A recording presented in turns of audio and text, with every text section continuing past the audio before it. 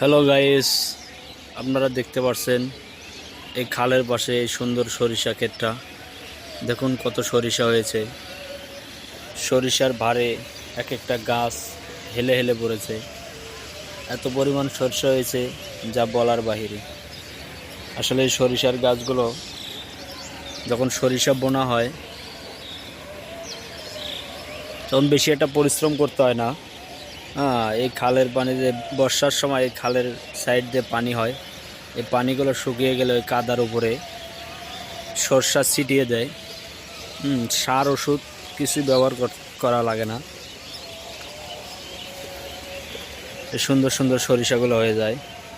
আপনার দেখুন এই যে বিশাল সরিষা ক্ষেত, এখানে কিন্তু কোনো সার ওষুধ ব্যবহার করা হয়নি, তারপরেও দেখুন কত সুন্দর ফলন।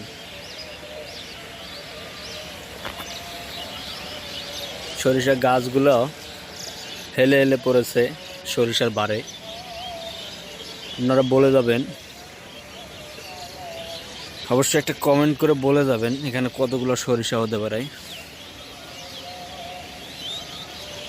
আমি আসলে ধারণা করতে পারতেছি না কতগুলো সরিষা হবে।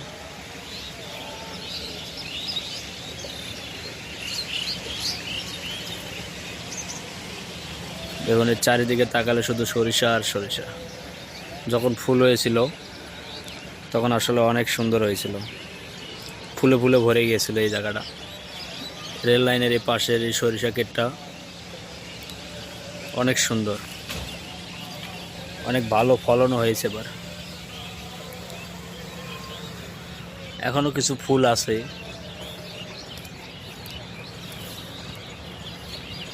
বাকি ফুলগুলো ঝরে গেছে।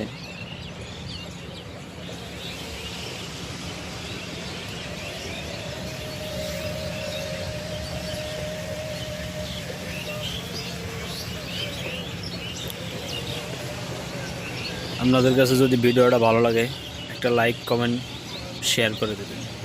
ধন্যবাদ সবাইকে।